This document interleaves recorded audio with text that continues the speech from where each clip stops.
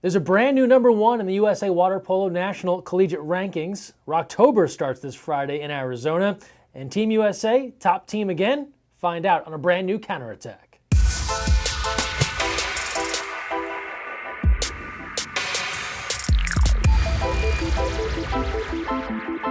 Hi everyone, Greg Mescall here. Thanks for joining us on a brand new counterattack brought to you by the Rudy Project and XX2I. And we start with Team USA, the team that continues to rack up accolades. You may recall last year at the Team USA Awards in Washington, D.C., Adam Krikorian named Coach of the Games. USA Women coming off gold in Rio, finalists for top team, but they did not win. Well, they're back at it again, named finalists this week for Olympic Team of the Year. It'll be announced this coming November 29th at the Team USA Awards at UCLA. They will air on TV at a later date, and you can help them win. Fan voting is open now at teamusa.org/awards. Voting is open from today through October 30th. You can vote more than once. Help Team USA win that award.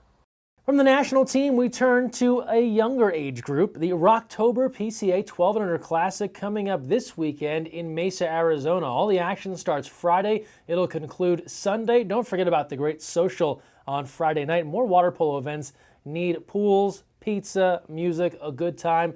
We're going to be there. We're going to have highlights next week on the show. So best of luck to all the athletes headed to Arizona. Good luck at Rocktober.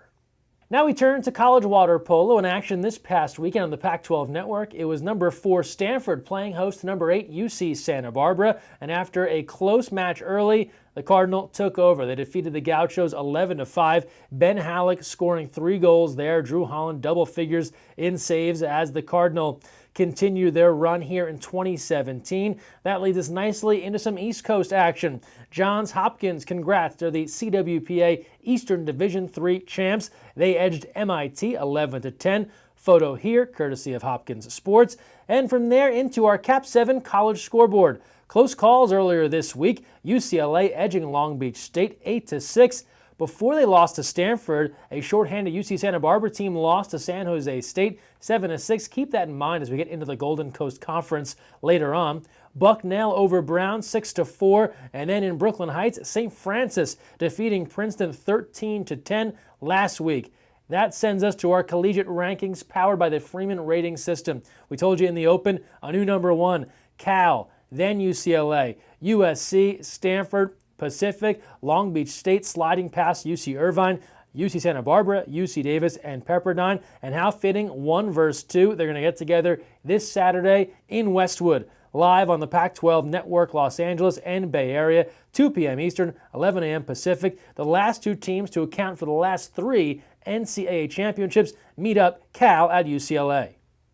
And we stick with college water polo. Interesting stuff shared here via the NCAA Research Twitter account, and comes at a perfect time with Hispanic Heritage Month wrapping up on the 15th. Water polo among the leaders first in women's water polo in Hispanic athletes competing in sports by institution. You can see the graphics here via Twitter. Good stuff there. Now we turn to Texas high school water polo, where the game is under consideration to be officially sanctioned by the UIL. With that in mind, Olympians Janai Kerr and Brenna Viet were in Austin this past weekend. You can see photos here of Janai from our Facebook page. He was also in Houston 2 weekends ago, giving clinics, watching age group water polo, all there to support the growing game of water polo in the state of Texas. The results, the Austin Statesman reporting this on October 15th. Water polo appears to be the next sport sanctioned by the University Interscholastic League, just not this year.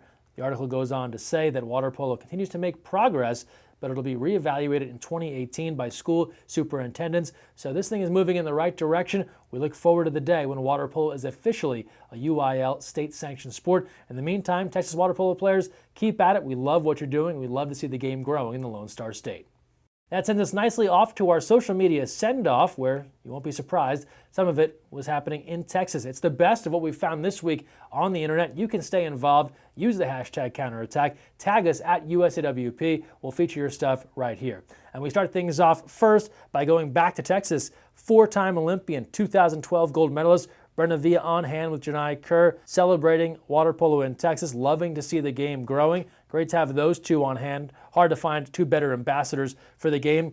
On Twitter, we asked you an important question. What's better, scoring goals or field blocks? And people love defense. The field blocks have it. They win this poll handedly. We're going to do more of these polls. We love seeing your thoughts on interesting questions in water polo. And Abby sums up the feeling for many on field blocks. Just that feeling you get of shutting someone down on defense. I appreciate Abby chiming in on Twitter.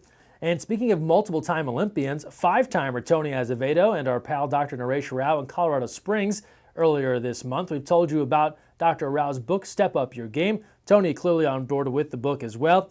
Maggie Steffens joined the Just Not Sports podcast to talk about her Puerto Rico hurricane relief efforts. You can learn more at Just Not Sports on twitter.com. A great conversation there about Maggie's push-ups for PR fundraising campaign. Look it up. You can donate as well. We'll have the link here at the bottom of the screen where you can contribute. And last but not least, beautiful shot of water polo in Brooklyn. We told you about that St. Francis-Princeton matchup. Great shot here of water polo at St. Francis, Brooklyn. And there you have it, the best of what we saw this week on the internet. Don't forget, we need your submissions. It makes this so much more fun when you contribute. Use the hashtag counterattack. Tag us at USAWP. We'll share it right here next week on the show. That'll do it for this week's episode. Thanks so much for watching. And don't forget, when you're on the counterattack, look weak side.